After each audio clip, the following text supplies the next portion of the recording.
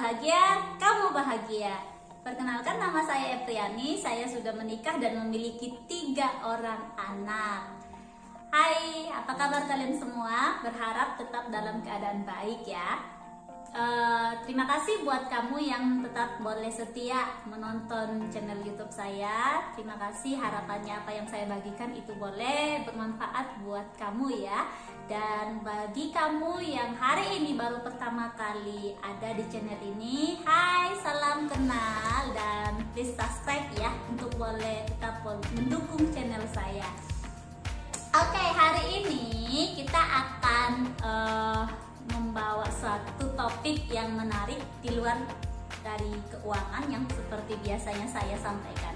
Hari ini saya akan berbagi mengenai pola asuh. Nah, pola asuh seperti apa? Nah, pola asuh yang mau saya bagikan itu adalah tips mengatasi anak tantrum di depan umum. Pernah tidak ada di dalam satu kejadian yang dimana anak-anak kita menangis, lalu kemudian tangisannya tidak berhenti seperti itu ya di depan umum dan rasanya mengganggu banget. Nah, coba diingat-ingat apa yang parents atau orang tua lakukan, apa yang kamu lakukan ketika anak kamu sedang ada di dalam masa tahap itu. Hari ini saya akan berbagi bagaimana saya mengatasi anak-anak saya kalau sedang tantrum di depan umum. Ini adalah ala saya. Jadi saya akan berbagi tips ini dari cara saya. Saya tidak tahu apakah cara ini benar atau tidak, tapi sejauh ini saya merasa saya berhasil dan saya boleh berbagi dengan apa yang saya lakukan ini kepada kalian semua. Bagi kamu yang hari ini mungkin aku kan belum menikah, jadi nggak penting deh untuk mendengar hal ini. Nanti kan akan menikah dan nanti akan punya anak, jadi tetap boleh dengarkan ya, supaya kamu juga punya ilmu yang banyak untuk hari depan nanti. Oke, hal apa saja atau tips-tips apa saja yang saya lakukan ketika anak saya sedang tantrum di depan umum? Yang pertama yang saya harus miliki dan harapannya dimiliki oleh semua orang tua adalah sadar. Ya, semua orang tua itu harus sadar. Yang pertama, sadar bahwa tantrum atau menangis itu adalah gaya komunikasi anak. Jadi menangisnya berlebihan itu adalah gaya komunikasi mereka. Salah, iya, itu adalah komunikasi yang salah. Tapi dari versi kita secara orang tua yang sudah punya banyak ilmu tentunya dalam berkomunikasi. Tapi dalam kehidupan anak itu tidak salah. Mereka merasa itu wajar seperti itu. Jadi sadar ini yang pertama yang harus dimiliki, bahwa mereka, anak-anak kita itu sedang melakukan komunikasi. Yang kedua, sadar yang kedua yang harus dimiliki oleh setiap orang tua, lagi saya sadar bahwa bukan cuma anak saya yang ada di tahap tantrum, bahwa semua anak itu juga pernah ada di level tantrum ini seperti itu. Jadi saya tidak harus malu dengan kondisi anak saya yang sedang tantrum. Saya tidak harus menutup wajah saya agar orang tua seperti apa sih dia, seperti tidak harus seperti itu. Karena apa? Karena orang-orang tua mungkin atau orang-orang yang menyaksikan anak kita tantrum itu juga punya kejadian yang sama dengan hal itu, tapi tidak semua orang tua punya strategi yang sama seperti itu ya. Jadi kesadaran ini yang harus dimiliki supaya tetap kita sebagai orang tua yang memiliki anak yang sedang tantrum itu benar-benar santai dan tenang dalam menghadapinya. Kalau misalnya kita langsung panik, situasinya malah akan jadi lebih kacau sebenarnya. Anaknya sudah tantrum, lalu kita kemudian juga tidak bisa tenang, langsung kayak apa yang harus dilakukan seperti itu. Jadi situasi ini yang akan membuat tantrum tersebut tidak terselesaikan dengan baik. Jadi ketika orang tua juga tidak memiliki tenang, santai, sikap yang tenang di dalam menghadapi anak ketika tantrum, itu juga akan menjadi pemicu tantrum yang lebih parah seperti itu.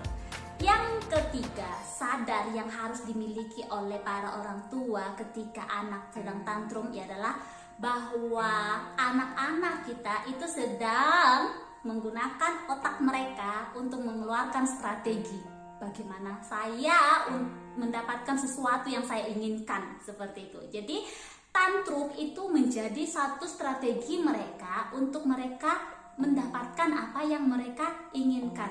Jadi ini sesuatu yang baik sebenarnya buat para orang tua. Karena apa? Karena ternyata anak kita itu pintar, dia sedang menggunakan akalnya, seperti itu.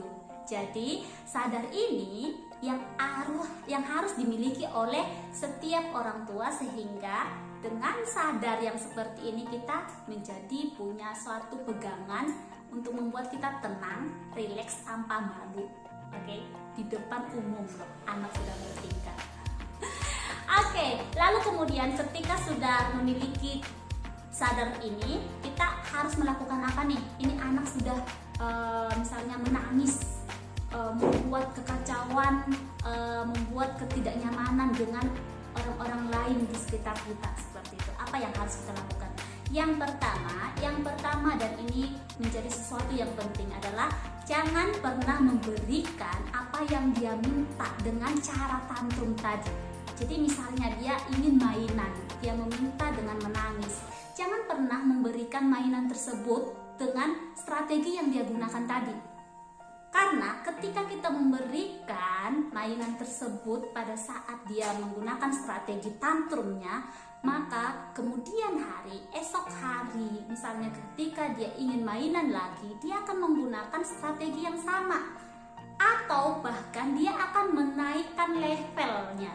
Jadi ketika level yang pertama dia hanya menangis, kemungkinan ketika strategi dia yang dia gunakan menangis itu berhasil, dia akan menaikkan level lagi, yaitu dengan cara menghancurkan barang di sekitarnya mungkin, atau menyakiti dirinya. Jadi ketika tantrum ini tidak diatasi dengan baik, maka ini akan membawa satu sifat yang tidak baik jadinya kepada anak kita, seperti itu. Jadi jangan pernah memberikan barang yang dia inginkan, barang yang dia minta pada saat dia tantrum atau pada saat dia menggunakan strategi tantrum tadi. Oke, itu adalah yang pertama, tips yang pertama untuk kita berhasil keluar dari masa-masa anak tantrum. Yang kedua, ketika anak kita tantrum tadi, karena dia tidak akan mendapatkan barang yang dia inginkan, maka kita harus menemani dan menunggu sampai dia selesai menguras semua emosinya dia, seperti itu, sampai dia benar-benar ada merasa oke, saya kalah ini, seperti itu. Jadi pada saat anak sedang tantrum lalu ada orang tua, itu sebenarnya ada peperangan antara orang tua dengan anak, seperti itu ya. Jadi siapa yang kalah ini? Ketika orang tua kalah, maka dampaknya yang tadi, anak akan menggunakan hal yang sama lagi, hal yang serupa lagi, bahkan menaikkan levelnya untuk mendapatkan keinginan-keinginan dia berikutnya, seperti itu. Oke, temani dia, tunggu dia sampai dia benar-benar selesai. Nah, kalau misalnya itu sudah mengganggu orang-orang di sekitarnya, mungkin itu ada di perbelanjaan lalu mengganggu, keluar dulu. Lalu kemudian tetap katakan, oke, silakan lanjutkan menangis. Kalau saya seperti itu. Silakan lanjutkan menangis dan kamu tidak akan mendapatkan apa-apa. Saya akan temani. Jadi tetap boleh menemani dia saat dia berusaha terus dengan strateginya dia. Hal yang ketiga, ketika kita sudah menemani lalu kemudian menunggu dia sampai dengan selesai, kita baru ajak komunikasi dari versinya kita bahwa tidak akan pernah dia mendapatkan hal yang dia inginkan dengan cara tersebut, seperti itu. Sampaikan itu dengan lembut dan tegas. Hari berikutnya itu tidak akan serta-merta selesai, seperti itu ya. Itu tidak akan serta-merta akan berikutnya dia akan mengingat, tidak. Dia akan tetap melakukan strategi yang sama seperti itu, tapi ketika dia sudah benar-benar kalah 1, 2, 3 kali pertandingan dia kalah, dia akan merubah strategi berikutnya. Percayalah, karena saya mengalaminya seperti itu ya. Oke, ketika peperangan dia kalah 1, 2, 3 kali, gaya tantrum saya sudah saya tingkatkan tapi mama saya tidak kalah, berarti saya yang harus mengalah. Hal itu kemungkinan besar terjadi pada mereka seperti itu, karena anak saya seperti itu. Mereka yang jadinya mengalah seperti itu ya. Ingat, yang pertama tadi harus benar-benar konsisten, tidak memberikan. Sekali hari ini mungkin dia tantrum dan kita tidak berikan, berikutnya dia tantrum, kita tidak berikan juga, sampai benar-benar dia ada di puncak kesadaran bahwa tidak, ini bukan gaya komunikasi yang baik ternyata, ini bukan strategi yang baik ternyata, seperti itu. Nah, tips yang keempat yang harus benar-benar orang tua juga miliki adalah sepakat, seperti itu ya. Jadi harus sepakat bersama pasangan. Jangan sampai nih ada orang tua yang menjadi seseorang yang dikagumi dan ada orang tua yang tidak dikagumi, seperti itu. Hal ini banyak terjadi mungkin karena ketidaksepakatan. Mungkin anak kita sedang meminta sesuatu kepada mungkin ayahnya, lalu kemudian si ayah langsung cepat-cepat memberikan untuk mengatasi menyelesaikan masalah, seperti itu. Maka secara otomatis si ayah akan menjadi primadona bagi anak, seperti itu. Tapi itu menjadi sesuatu yang tidak sehat di pola asuh antara orang tua. Jadi sepakat dengan pasangan, ketika anak kita tantrum, oke, jangan berikan apapun, misalnya seperti itu. Jadi ada komunikasi yang terjadi di antara pasangan, sehingga anak-anak itu tidak akan pernah lari. Misalnya ketika dia berhadapan dengan mamanya, dia tidak akan pernah lari ke papahnya. Karena apa? Karena hal yang sama akan saya dapat, seperti itu. Jadi sepakat bersama pasangan. Oke. Hal ini yang saya lakukan kepada semua anak-anak saya, sehingga mereka tidak pernah merengek untuk mendapatkan sesuatu yang dia inginkan. Mungkin masih ada masih ada suara sedih seperti itu, tapi tetap boleh dijelaskan sebaik-baiknya. Nah, ketika anak kita sudah ada di level sadar itu, misalnya mereka tidak akan pernah mendapatkan sesuatu dengan cara itu, maka kita akan menggantinya dengan kamu akan mendapatkan ketika kamu meminta dengan baik, seperti itu. Nah, anak saya ada di tahap ini, jadi mereka akan meminta, "Ma, boleh ini, Mah, boleh ini," seperti itu. Nah, pelajaran berikutnya ditanamkan setelah hal itu sudah terlewati ya. Jadi ketika mereka sudah baik di dalam meminta, sudah baik di dalam berkomunikasi, maka sekali-sekali boleh diberi. Tapi di kemudian hari ingat ya, jadinya mereka mengganti strategi kan. Jadi strategi mereka itu untuk mendapatkan sesuatu dengan meminta dengan sopan dan lembut. Tapi pelajaran berikutnya harus diberikan bahwa tidak semuanya yang dia minta itu dapat diberikan. Ada kalanya kita berkata, "Ayo menabung kalau kamu mau itu.